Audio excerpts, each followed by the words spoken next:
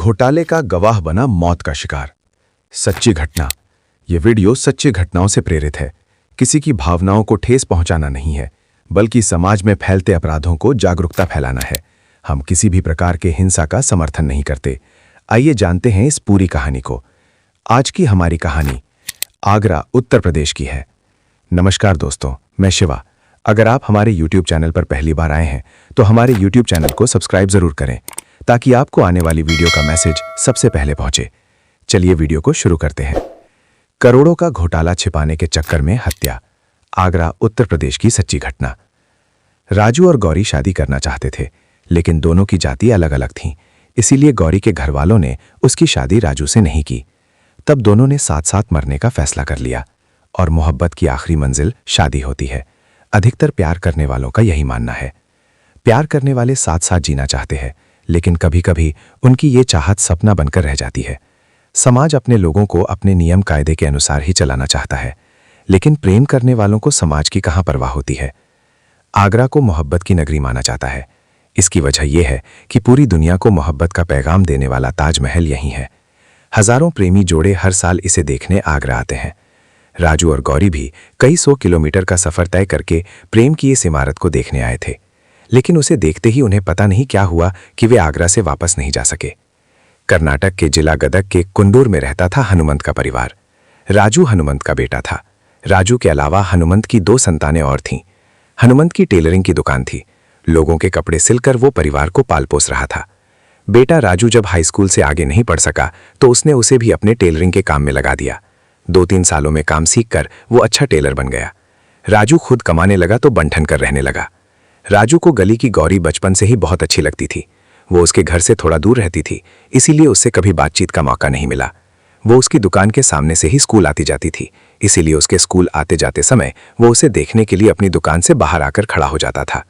इसी तरह देखते देखते वो उसे मन ही मन चाहने लगा। लेकिन जब एक दिन गौरी उसकी दुकान पर कपड़े सिलवाने आ गई तो उसे बात करने का भी मौका मिल गया। नाप लेने के बाद राजू ने पूछा, क्या नाम लिखूं? रघु। रघु लिख दो, गौरी ने कहा। तुम्हारा नाम रघु है? राजू ने हैरानी से पूछा तो वो खिलखिलाकर हंसते हुए बोली, मैं तुम्हें रघु दिखती हूं? नहीं, ये तो लड़कों का नाम है। लेकिन तुम्ही ने तो कहा है कि रघु लिख दो। हाँ, कहा तो है।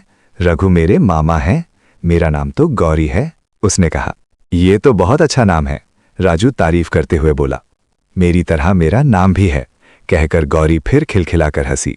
उसकी ये हंसी राजू के दिल में उतरती चली गई। उसने उसे गौर से देखते हुए कहा, गौरी तुम सचमुच बहुत अच्छी हो। उसकी इस बात पर गौरी मुस्कुराई और चली गई। गौरी के निश्चल हंसी का राजू दीवाना सा हो गया।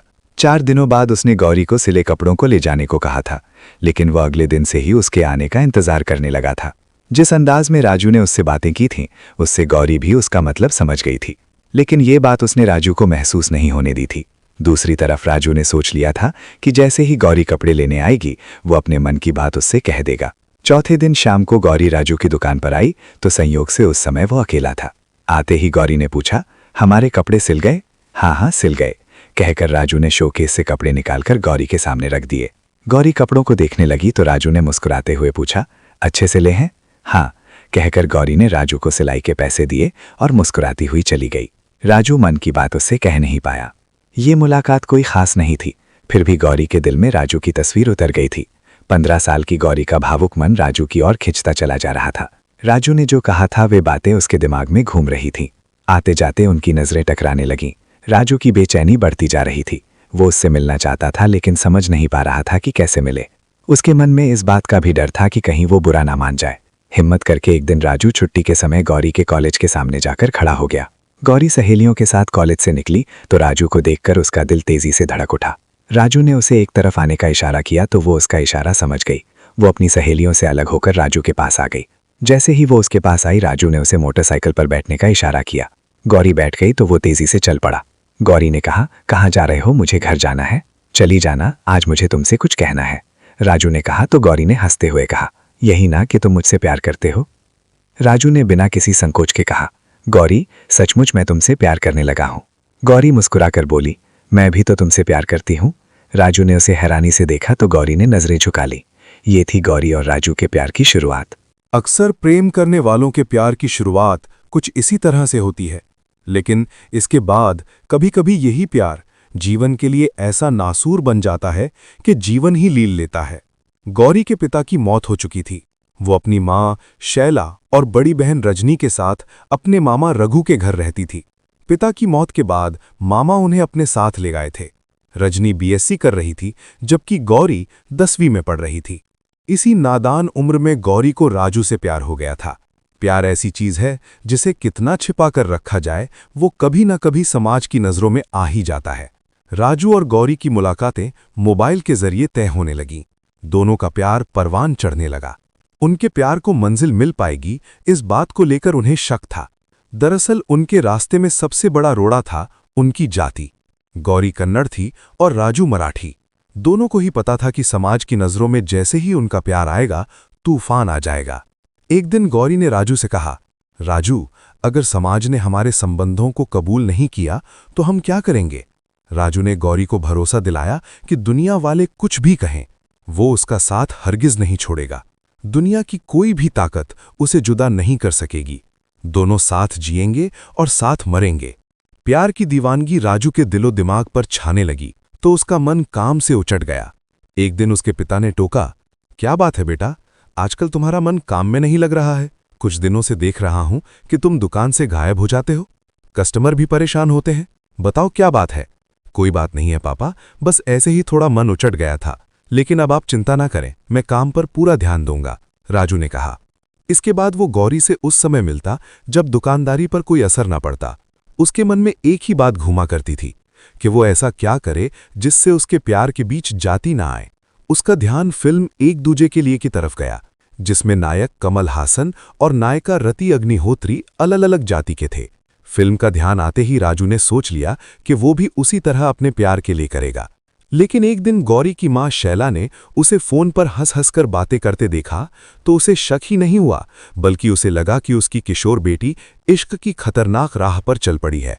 शैला परेशान हो उठी। उसने गौरी से पूछा तो उसने झूठ बोल दिया। कुछ दिनों बाद शैला के दूर के रिश्तेदार नीलकंठ ने उसे बताया कि उसने गौरी को बाजार में राजू टेलर के साथ देखा है। तो पूरी बात उसकी समझ में आ गई। इस बार उसने बेटी से सख्ती से पूछा तो उसने कहा, मम्मी, मैं राजू से प्यार करती हूं और वो भी मुझे बहुत चाहता है। हम दोनों शादी करना चाहते हैं। शादी, प्यार, ये सब क्या कह रही है? तू जानती है तेरी उम्र क्या है? फिर वो हमारी जाति का भी तो नहीं है, इसलिए ये बात तू मन से निकाल दे। तेरी शादी उससे किसी भी तरह नहीं हो सकती। मम्मी, लाजू बहुत अच्छा लड़का है, तुम भी उससे बात करोगी तो वो तुम्हें भी पसंद आ जाएगा, गौरी बोली। छोटी सी लड़की के मुंह से ऐसी बातें सुनकर शैला हैरान रह गई। उसने सख्ती से कहा, गौरी, अब बहुत हो चुका, कल से तुम कॉलेज नहीं जाओगी। क्यों मम्मी? गौरी ने हैरानी से पूछा। कह दिया ना, नहीं जाना है तो नहीं जाना है, कहकर शैला अपने काम में लग गई। शाम को शैला का भाई घर लौटा तो उसे शैला ने सारी बात बता दी। भांजी के प्यार और शादी की जिद के बारे में सुनकर रघु चिंतित हो उठा, लेकिन उसने बहन से कहा कि वो सब संभाल लेगा। अगले दिन रघु राजू की दुकान पर गया और उसे धमकाते हुए बोला, तू गौरी का पीछा छोड़ दे, यही तेरे लिए अच्छा रहेगा। मामा, मैं गौरी से प्यार करता हूं। ये प्यार व्यार कुछ नहीं होता, अगर तू नहीं माना तो मुझे दूसरे तरीके से समझाना पड़ेगा, रघु ने धमकाते हुए कहा। जिस समय रघु राजू से बात कर रहा था, नीलकंठ ने उसे देख लिया। नीलकंठ ने तो पहले भी गौरी और राजू को बाजार में देखा था। वो भी रघु के पास आ गया। उसने रघु से कहा, तुम चिंता मत करो, इसे मैं संभाल लूंगा। इसके बाद नीलकंठ ने राजू को धमकाते हुए कहा, तुम संभल जाओ वरना तुम्हें जेल की हवा खिला दूंगा। जेल का नाम आते ही राजू डर गया, क्योंकि वो नीलकंठ की दबंगई को जानता था, लेकिन गौरी को छोड़ना उसके लिए नामुमकिन था। उसने उसके साथ जीने मरने की कस्में जो खाई थी। नीलकंठ की दबंगई के कारण अब मोहल्ले में राजू और गौरी के प्यार के चर्चे कुछ ज्यादा ही होने लगे। परिवार वालों को बदनामी का डर सताने लगा। गौरी पर पाबंदियां भी लगने लगीं। पाबंदियों की वजह से वो प्रेमी से नहीं मिल पा रही थी। इससे दोनों बेचैन हो रहे थे। राजू जल्द ही गौरी से कोर्ट मैरिज करना चाहता था, लेकिन समस्या ये थी कि अभी गौरी 16 साल की थी। राजू ने गौरी से शादी करने की बात अपने घर में कही तो एक दिन राजू की मां अन्नपूर्णा और पिता हनुमंत रघु के घर गए। उन्होंने रघु से कहा कि अगर बच्चे एक दूसरे से प्यार करते हैं तो वे क्यों उनका विरोध कर रहे हैं। गौरी को अपने घर की बहू बनाने में उन्हें कोई ऐतराज नहीं है। लेकिन मुझे है, रघु ने कहा, क्योंकि हम दोनों की जाति अलग है, इसलिए ये संबंध कभी नहीं हो सकता। राजू के माँ बाप निराश होकर वापस आ गए। अगले दिन गौरी ने राजू को फोन करके कहा कि घर वाले उसके लिए रिश्ता तलाश रहे हैं और जल्द ही उसकी शादी कर देना चाहते हैं, जबकि वो उसी से शादी करना चाहती है क्योंकि वो उसके बिना जी नहीं सकती।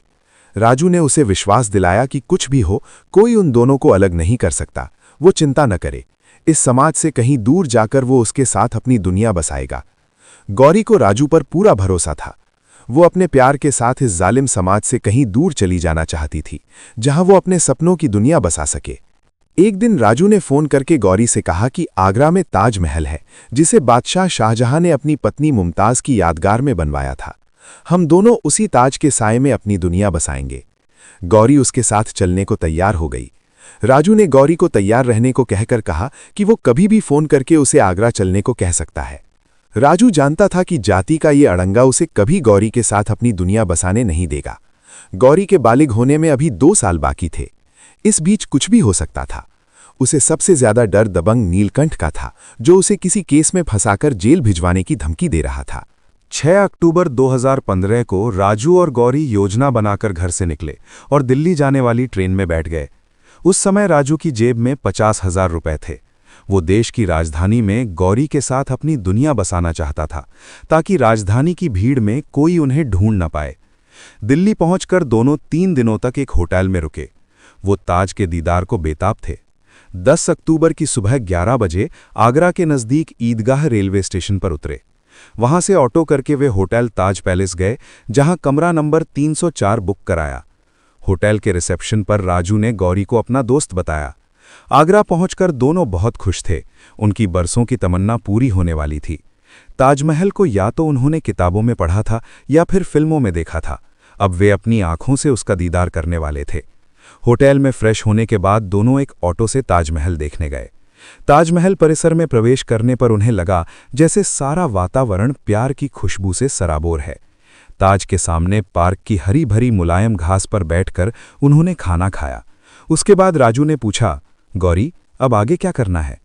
गौरी की मनःस्थिति अजीब सी थी। वो पहली बार घर से बाहर निकली थी। उम्र नादान थी और जीवन का कोई तजुर्बा नहीं था। घर से निकलकर पीछे लौटने के सारे दरवाजे वो बंद कराई थी। उसने ठंडी सांस लेकर कहा, मैं क्या जानूं? 25 साल के राजू की भी कुछ समझ में नहीं आ रहा था। उसके लिए अब एक ओर कुआं था तो दूसरी ओर खाई। घर वापसी का मतलब था जेल जाना। उसे लग रहा था कि नाबालिग लड़की को भगाने के जुर्म में उसे उम्र कैद की सजा हो सकती है। वो जानता था कि समाज उसे कभी माफ नहीं करेगा। इन्हीं सब बातों ने उसे निराश कर दिया। राजू गौरी का हाथ पकड़कर बोला, गौरी, हमने साथ जीने मरने की कस्में खाई हैं। अगर हम साथ जी नहीं सकते तो साथ मर तो सकते हैं। गौरी राजू की बात सुनकर हैरान रह गई। करीब 1 साल से दोनों मोहब्बत कर रहे थे। गजब का जोश था राजू में। उसकी जिंदा दिली से प्रभावित होकर ही वो उसके साथ दुनिया बसाने चली आई थी। लेकिन आज राजू उसे कुछ थका हुआ सा लग रहा था। राजू ने आगे कहा, शाहजहां और मुमताज़ की मोहब्बत उनकी मौत के बाद अमर हो गई थी। शाहजहां ने मुमताज़ की विरह में जीवन के आखिरी दिन गुजारे थे। लेकिन हम दोनों खुशनसीब हैं कि साथ साथ हैं। अगर साथ साथ मौत को गले लगा लें तो अगले जन्म में हम एक साथ रहेंगे। गौरी को भी लगा कि इस दुनिया में जीने से अच्छा है कि एक दूसरे की बाहों में मर जाएं।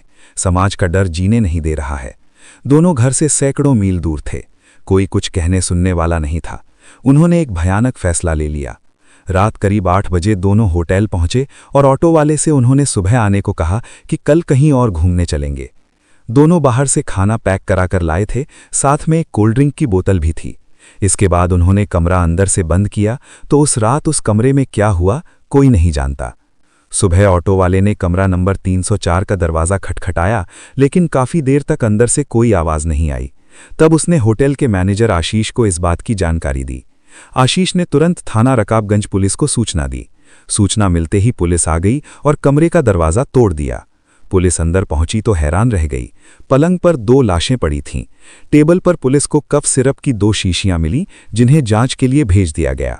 दोनों ने कोल्ड ड्रिंक में शायद कोई जहरीला पदार्थ मिलाकर पी लिया था। 2 गिलासों में कोल्ड ड्रिंक भी मिली थी। उनके सामान से एक सुसाइड नोट मिला। गौरी के हाथ पर लिखा था, लव यू राजू। पुलिस को उनके सामान में हुबली से हजरत निजामुद्दीन तक का ट्रेन टिकट मिला था। सूचना पाकर सीओ असीम चौधरी और एसपी सिटी आर के सिंह भी आ गए थे। पुलिस को जो सुसाइड नोट मिला था वो कन्नड़ भाषा में था। उस सुसाइड नोट में दोनों ने अपनी मौत का जिम्मेदार नीलकंठ को ठहराया था। दोनों ने कोल्ड ड्रिंक में शायद कोई जहरीला पदार्थ मिलाकर पी लिया था। 2 गिलासों में कोल्ड ड्रिंक भी मिली थी। उनके सामान से एक सुसाइड नोट मिला। गौरी के हाथ पर लिखा था लव यू राजू। पुलिस को उनके सामान में हुबली से हजरत निजामुद्दीन तक का ट्रेन टिकट मिला था। सूचना पाकर सीओ असीम चौधरी और एसपी सिटी आरके सिंह भी आ गए थे। पुलिस को जो सुसाइड नोट मिला था वो कन्नड़ भाषा में था। उस सुसाइड नोट में दोनों ने अपनी मौत का जिम्मेदार नीलकंठ को ठहराया था। उसमें लिखा था कि उसी के कारण वे घर छोड़कर आगरा आए थे। उन्होंने नीलकंठ को कड़ी सजा देने की गुजारिश की थी और अपने घर वालों को तंग न करने का अनुरोध किया था। सुसाइड नोट पर गौरी और राजू के दस्तखत के अलावा 2 मोबाइल नंबर भी लिखे थे। पुलिस को अभी तक ये नहीं मालूम था कि प्रेमी युगल कहाँ से आया था। पुलिस ने दिए गए मोबाइल नंबरों पर बात की तो पता चला कि वे नंबर कर्नाटक में रहने वाले अमृत के थे। अमृत राजू का मामा था। पुलिस ने उससे पूछताछ की तो उसने बताया राजू पड़ोसी लड़की के साथ कहीं भाग गया है। पुलिस ने दोनों के आत्महत्या करने की सूचना अमृत को दे दी। राजू और गौरी की मौत की सूचना पाकर राजू के घर हाहाकार मच गया, लेकिन गौरी का परिवार खामोश रहा। उसकी मां शैला ने कहा कि उनके लिए तो गौरी उसी दिन मर गई थी जिस दिन घर से भागी थी। गौरी के मामा ने शव लेने से भी इनकार कर दिया। हनुमंत अपने दूसरे बेटे परशु के साथ आगरा आए। उन्होंने दोनों शवों की शिनाख्त की और उनका दाह संस्कार आगरा के ताजगंज शमशान घाट पर कर दिया। राजू और गौरी साथ साथ जी तो नहीं पाए, पर उनकी चिताएं जरूर आसपास लगी थीं। हनुमंत को अपने जवान बेटे के खोने का गम था। वो तो बेटे को खुशियां देना चाहता था, पर जाति की दीवार ने उसे ऐसा गम दिया जिसे वो पूरी जिंदगी नहीं भुला पाएगा।